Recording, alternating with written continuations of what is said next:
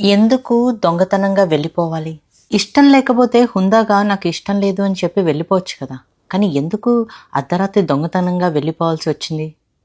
ఇది నేను ఆ వ్యక్తిని అడగడం లేదు. మన సొసైటీని అడుగుతున్నాను. మధ్య కేరళలో అఖిల్ ఎన్ఆర్‌డి అండ్ వాళ్ళ వైఫ్ మేఘ్నా గురించి చాలా న్యూస్ వచ్చింది. ఏంటంటే వాళ్ళ వైఫ్ వేరే వ్యక్తిని ప్రేమించి తనతో ఒక మిడ్‌నైట్ వెళ్ళిపోయింది అని చెప్పి.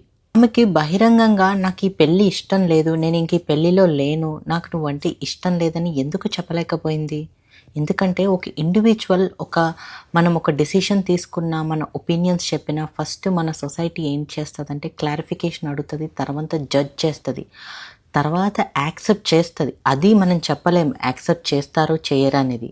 డివోర్స్ అన్నా, నాకు ఇష్టం లేదు, నేను ఇంకా ఈ మ్యారేజ్ను కంటిన్యూ చేయలేను అన్నా మన సొసైటీ తీసుకోలేదు. ఫస్ట్ ఆ అమ్మాయి ఆర్ అబ్బాయిని వెంటనే జడ్జ్ చేస్తారు.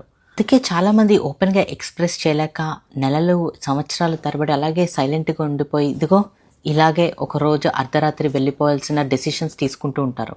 డిగ్నిటీతో వెళ్ళిపోయే స్పేస్ లేకపోతే ఉండేది సీక్రసీ మాత్రమే. మనం ఎప్పుడైతే ఒక ఇండివిజువల్ డెసిషన్స్ని జడ్జ్ చేయడం మానేస్తామో అప్పుడే ఆ ఇండివిజువల్ అనేవాళ్ళు ఆనెస్ట్లీ అండ్ బ్రేవ్లీ ఒక డెసిషన్ తీసుకోగలరు. ఇది నా ఒపీనియన్. మీ ఒపీనియన్ ఏంటో కమెంట్లో చెప్పండి.